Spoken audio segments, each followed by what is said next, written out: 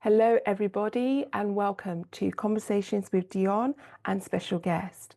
Today, I have with me Dr. Danielle Griffin, her doctorate of education and organizational leadership.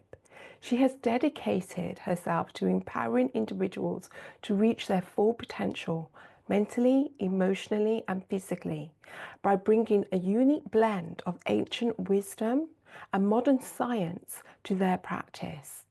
Danielle's wealth of knowledge and experience spans over a decade. She has taught in higher education and completed vigorous training under the renowned hypnotherapist Paul McKenna. Some of you may know his work. This solidifies her experience and her expertise in coaching, yoga, and hypnotherapy, as well as mindfulness.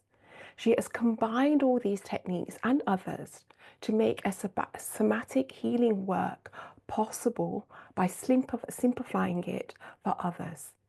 Welcome, Danielle. Thank you Thank for you for coming. having me. Appreciate being here. Is there anything that I missed out that you would like to point out as your expertise before I go into interviewing you? Oh, that was perfect. In summation, usually what I tell people when I introduce myself, I help busy people decompress from stress and overcome trauma, anxiety, and grief. Which is possibly why I saw your profile and I was like, yes, because we don't realize how traumatic going through the menopause can be for some women. And even before we got on this call for you guys, we were sharing how it's often not talked about. Although it's being talked about more and more, it's still difficult for women to sort of swim through the information that's there and get the information that they are looking for. Yeah. I think there's a lot of misinformation and misconceptions out there, and a lot of us aren't catching it in a timely manner, aren't having the conversations with doctors and other loved ones that may have gone through the process. Um, so it's sneaking up on people, and we're not armed with the tools and the resources that we need to address it the way that we need to. So tell me, what is somatic therapy? Yes, it's a holistic way of healing the body. And so it uses breath work, meditation, and movement to bring awareness to your body to understand what you need in that moment. And so you take these tools, whether it's guided through a practice or you're using them on your own, like the techniques I have in my book, and you can do as little as, 5 to 10 minutes a day to really sense, am I having pain? Am I having discomfort? How do I feel today overall? Where am I carrying that stress, anxiety, that discomfort? And then giving yourself the opportunity to release that tension you're feeling so that you can go through the day comfortable, stress-free, relief of tension, or using it at the end of the day, say all that stress, anxiety has built up, that emotional overwhelm from work or just dealing with with life, um, and you can release and relax and have a restful sleep at night. So when you talk about menopause can creep in on a woman, Mhm. we're having our regular periods, we're feeling absolutely fine. And then all of a sudden you're in menopause and it feels like it's just creeped up upon you. Hence it's, shocking and traumatic for the woman on an emotional level. Mhm. How can the somatic exercise therapy help a woman when it's creeped up and she's instantly into experiencing hot flushes and night sweats and sleep disturbances? Yeah, it's a great method for calming the body. So if you're feeling irritable, that emotional overwhelm, or even the hot flashes, you can use it to sense kind of where that feeling is coming from and adjust your mindset around it, not allowing those changes.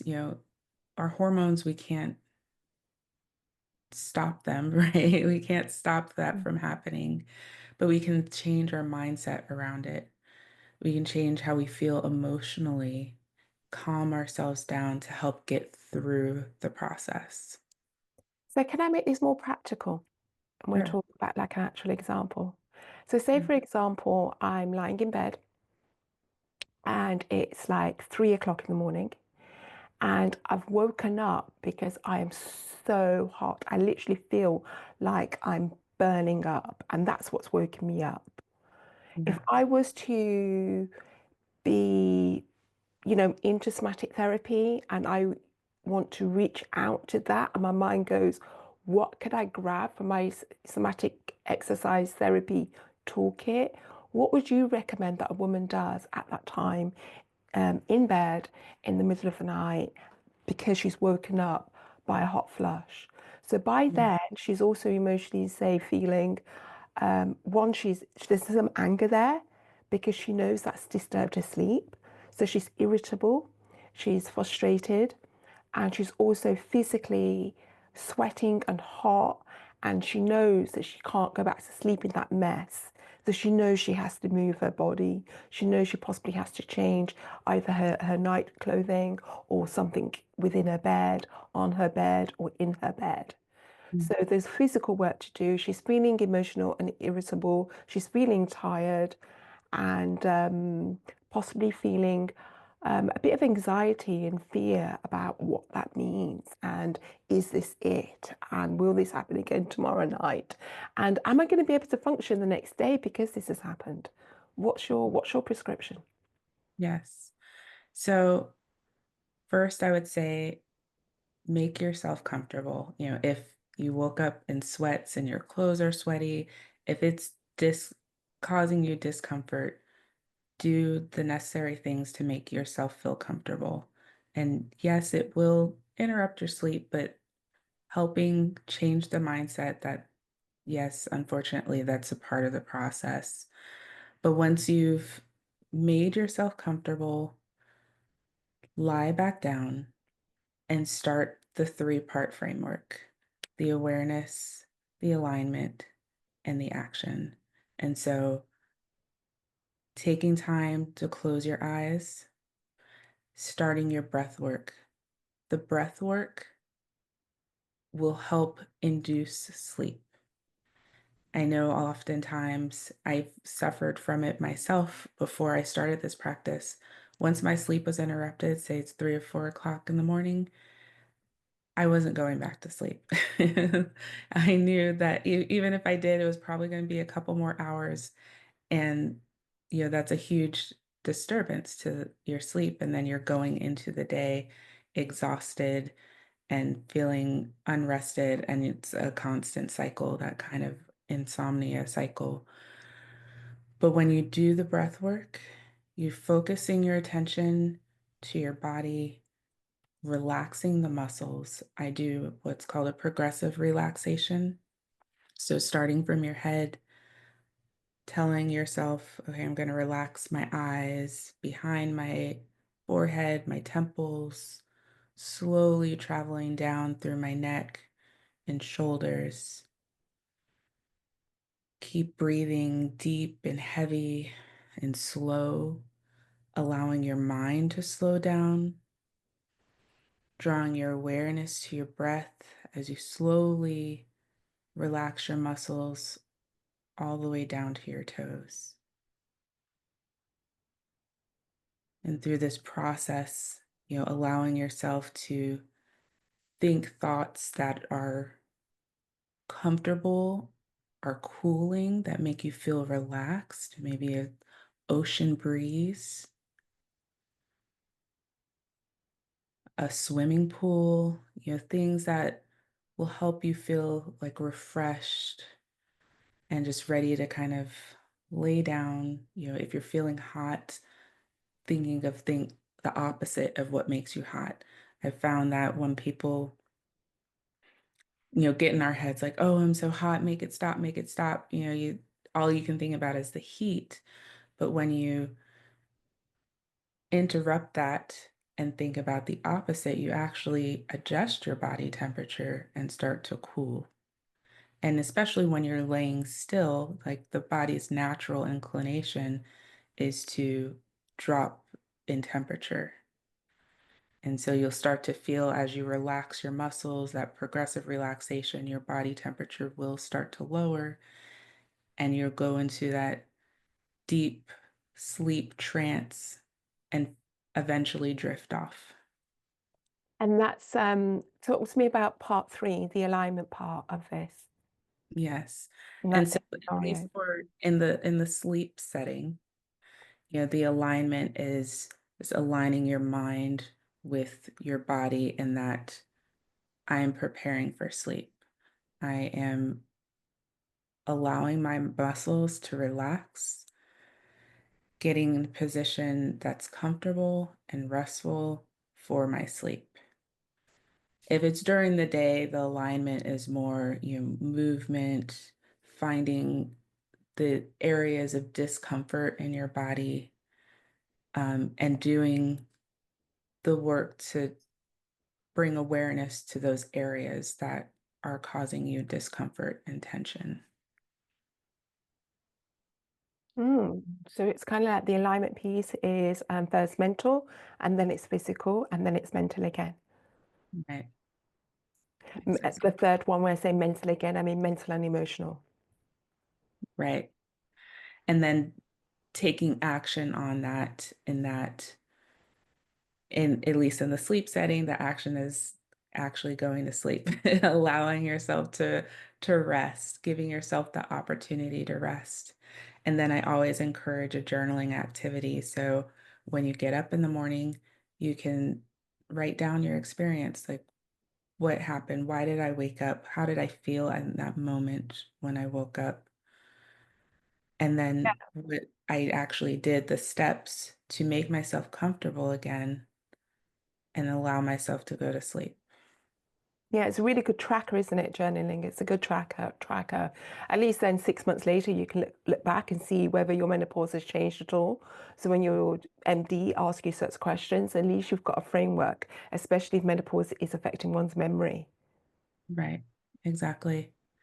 So we all know that menopause can affect a woman's mood and increase their sense of anxiety. How can the process of hypnotherapy become a helpful tool in managing emotional challenges at this time? Yes. Um, it's great for a couple things. One, like we mentioned, sleep. If sleep is a hindrance, not just waking up, but if you're having, um, just kind of that overwhelm and it's causing you anxiety and it's causing you just in general insomnia. I Mm. know for some people, the matter that they know they're going to wake up prevents them from falling asleep. Right? They know that they're going to have a lack of rest and it's frustrating and that keeps them from going to sleep because they know they're just going to wake up in a little while anyways. And so it helps you rest, it helps you overcome that anxiety so that you can start to fall asleep, Are you since talking about seeing a hypnotherapist and the work that you do with a hypnotherapist is going to help with the sleep? Or are you talking about hypnotherapy within somatic work or another element of hypnotherapy brought in a scenario of the example we've just shown? it can be both. So when I do my somatic work, especially in the group setting, I use hypnosis as the form of meditation. So that's kind of my specialty. So to really, that's what hypnotherapy is. It's just a type of meditation. It's deeper and it's guided and more suggestive. But that's all you're doing really is meditating on a specific situation. So you do it one to one with someone that comes to you for somatic healing exercises. Mhm. How about women who, and then when you're doing that work with them, does that just naturally have an effect when they're not in your company? Does that naturally have an effect on their nighttime pattern? Is that what you're saying? Yes, because before we start our session, we, basically set our intentions. What is the goal? What is it that they specifically need? And so when we're doing that meditation, that hypnotherapy, we can center it around those concerns.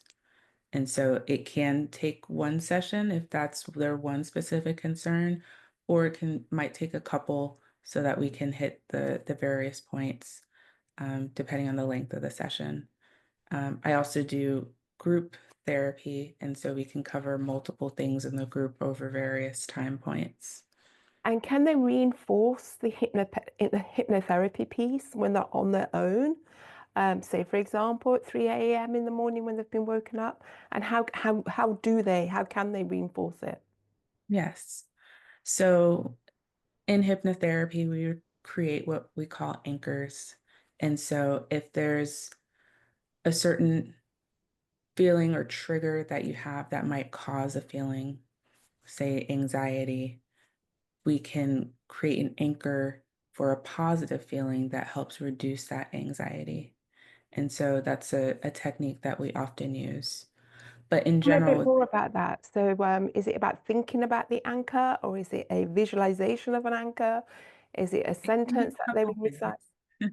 So sometimes it's a physical, like pressing your fingers together. Mm. Sometimes it's a color. If there's a certain color that vibrates with you very well and gives you positive feelings, we can kind of wrap yourself in that color. So whenever you think about that color, it can change your mindset around it.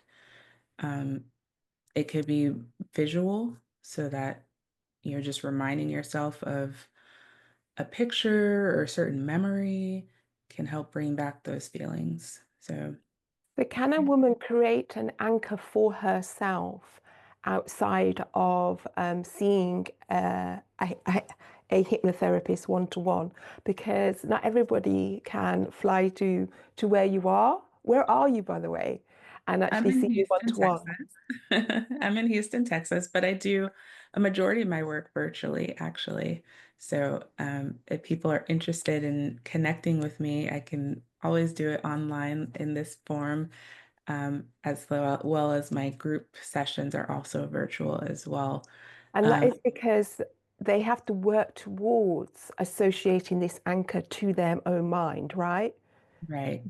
And so everybody's anchor might be a little bit different. Like if we say a color, my color might be different than your color. But we everybody's association and with their situation is a little bit different. And so it's often best in the individual one-on-one session so we can really understand what your specific needs are. But group works as well. And would it be possible for a woman to create such an anchor associated to an emotion without the help of a hypnotherapist? Yes, there is what we call self-hypnosis, um, but it is a little more challenging. There are guided, meditations and things online that you could probably find. But in general, I hear from a lot of people like, oh, I struggle with meditation. I can't focus that long. I get distracted. And that's when it is better to have somebody who's experienced, like myself, to help guide you because you don't have to worry about getting distracted. You follow our voice, we help induce the hypnotic state. Whereas if you're doing it on your own, especially if you're not as experienced, you're relying on yourself to induce it and get that focus so that you can produce the goal that you're looking to Is there obtain. any dangers of doing hypnotherapy on your own? No, I would say that there isn't any dangers. It's just you may not get the outcome you're looking for. You might say it just didn't work. And let's talk about the stigma of hypnotherapy. You know, people would often ask, is there a danger in actually working with a hypnotherapist? Um, in general, no. I think it's just about establishing trust, feeling comfortable with the person that you're going with. What is their type of practice? We all specialize in different things. Um, I would I wouldn't say be weary, but if somebody says, "Oh, I can do everything," like, I mean, technically we can do everything, but I don't do everything. I work with, There's, specific practices, right? yeah, there's that old saying, isn't there, about a master of, nobody can be a master of everything. Right. It's like a Right. master of, what is it? A master of all is like a jackal or something. I can't Yeah, quite like remember the jack saying. jack of all trades, master of none, right? That's it. That's it. That's it. So, Yeah. can somatic exercise therapy and hypnotherapy help women coping with the physical and the emotional changes associated with hysterectomies? Yes. Tell Um, me more about that. there's a lot of, similar with um, menopause, just a lot of pain, trauma associated with it. Even before the hysterectomy, feeling like, I'm not a woman anymore. Like I'm losing that essential part of me that makes me a woman. I hear that often. And so doing the mindset work, relaxing your body and mind, becoming aware of how is this helping my body? Like the need, the removal of the organ, and that you can overcome, you can still move forward and live a happy, healthy life even without it, and you can heal your body. The pain that you might go through, after the procedure, it speeding up the healing process. The somatic work is great for that as well because it's gentle, it's accessible. You're not going and running a mile. I mean, it's more about movement, mobility, um, sensing the body. One kind of central technique is just the pelvic tilt, either sitting in your chair, aligning. It's more about alignment and it's tilting the pelvis forward. It's engaging the core, supporting the back muscles as well, those essential muscles that surround the organs.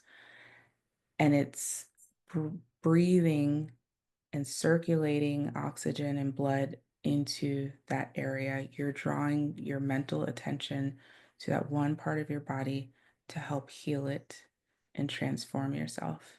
And then also in the process, transforming your mindset and helping you move forward so that you can heal holistically. Thank you. Appreciate that. That sounds yummy. That really does. Yes.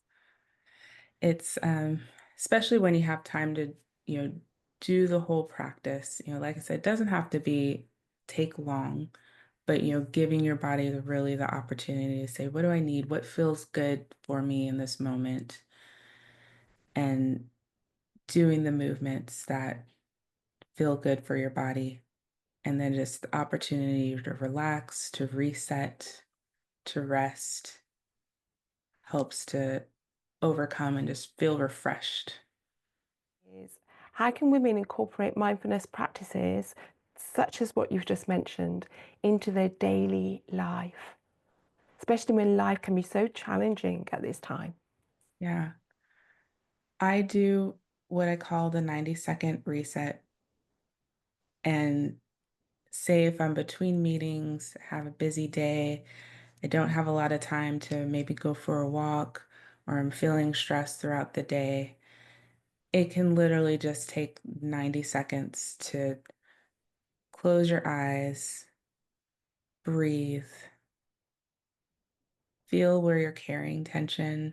And oftentimes, especially if you're working at a computer or things, it's going to be jaw, neck, shoulders. Those are kind of the main areas where most people these days experience a lot of their pain, and as well as the back.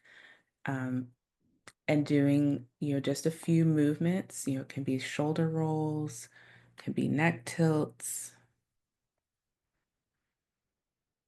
head circles, and then taking deep breaths in and out until you kind of just feel the release, feel the tension just melt away. And then when you feel like at least some of it's gone, you can close your eyes and keep working, keep moving forward. So those are things, just few minutes throughout the day. It doesn't always have to be like, all right, I'm going to take a whole 10-minute session, but helping yourself feel that relief, that release, when you need it, right? It's always there. That's why I love this as a toolkit, because you'll have the resources you need whenever you need it. Excellent. So, can you name three fun things you would advise women experiencing menopause or recovering from a hysterectomy? Three fun things that they can do to lift their spirits and also nurture them. Yeah. Um, well, I mean, just in general, I think they're fun. The part of my three-part framework, the awareness, the alignment, and the action. When you're taking the opportunity for self-care and knowing that this is going to make me a better version of myself. I get to show up the way that I'm happy with, the way that pleases me the most. I can show up for myself and for the ones that I love in the way that um, I appreciate and that they might appreciate as well, because I've taken the moment to reset, taken the moment to calm my mind, lower my anxiety levels, the stress levels, feel where I'm having discomfort so I'm not carrying that pain and discomfort forward. Sometimes when we have, say, a backache, we may not always be aware of how that pain is translating into our communications with other people or how we deal with other people. And it has nothing to do with them. It has all everything to do with how we're feeling. And so when like, oh man, I can do these simple things, breathe, bring awareness to myself, find some movement that feels really good, and then taking the moments to, just jot it down, even if you're just putting it in your phone, how you felt, where you felt it, and then how you're going to move forward with that feeling is an amazing activity. And it becomes fun because you can, like I said, when you're journaling and you're writing it down and you're seeing the change, people start to notice the change in you.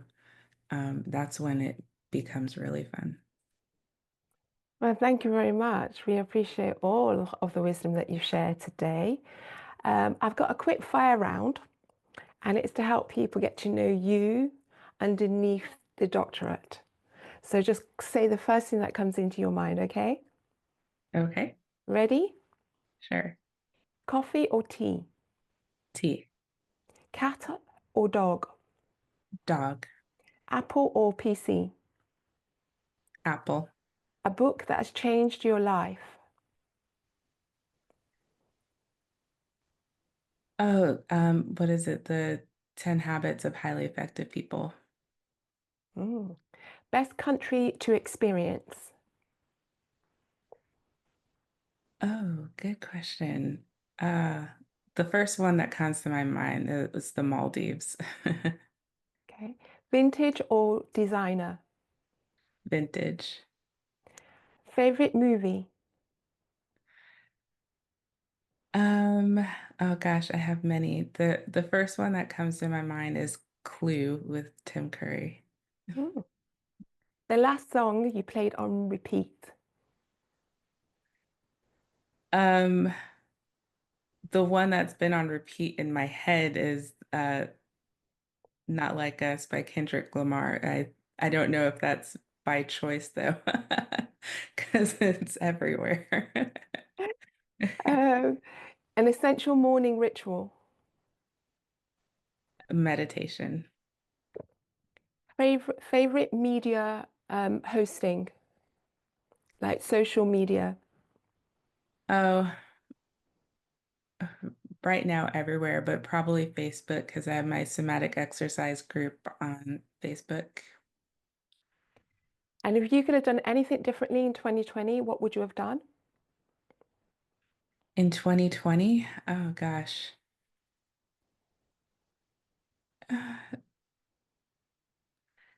Honestly, I don't know that I can say that I would have done anything differently. Even though 2020 was a rough year because of the pandemic, a lot of positives happened. We were able to buy a new home in 2020. I had my second son in 2020. Um, thanks, my COVID baby. Um, And so, in general, there are life stressors and pressure, but it was a year of change for us. And so, yeah. Last question. The current show you are binge watching right now. Um, Harlem on Amazon Prime. I love that show. So thank you very much for that. And I would also check out what you're binge watching on, do you say it was Netflix or Amazon? On Amazon, yeah, Harlem. Harlem on Amazon. I would check that out and also check the reviews. But thank you for your recommendation. And lastly, we have a couple of freebies for everyone who is here. And my one is a three-part video series, one for body, mind, and spirit. Each of the videos are covering taboo subjects about menopause based around what MDs are likely to not discuss with you. Hence why the series is called Three Secrets About Menopause. But Dr. Danielle Griffin also has a freebie for you. Please, would you share something about yours for us, please? Yes, it's a set of guided meditations, and they're for you, so you can use them for different situations, affirmations, um, overcoming stress, anxiety, or just feeling good. So you can read through them and then do the affirmations for yourself. Um, and then there's links in there to contact me if you have more questions or looking for a little bit more resources. And what is the name of your Facebook group as well? Because you did mention, Yes, yeah. it's Somatic Exercise Made Simple, which is the same name as the book. So what you type that in, you'll find me. And your book, can we find it on Amazon or can we find it on your website? Both. It's available on Amazon. It's a two-part series. The Foundations is the first book, and then Mastery is the second book. And then on March 12th, the book bundle will be coming out. So both of the books in one. So if you want both, you can pick that up as well. Excellent. That sounds awesome. And what's the name of your website? It's drdaniellegriff.com, and that's doctor with a DR and Danielle Griff. And Thank you'll you so find resources about our somatic exercise group. We meet virtually once a week, and the recordings are available online as well. That sounds good as well. Really yummy. Lovely community to be a part of to keep up with one's health and wellness. Right. So thank you so much for coming on. We really, really do appreciate it. Ladies, you know where you can find Dr. Danielle, and I really hope that you do reach out and ask any questions you want to ask. I'm sure you can find her on Facebook as well as other social medias if Facebook is not your jam. And I will be with you with another episode of Conversations with Dionne and special guests another time. Thank you, ladies. Bye bye for now. Thank you.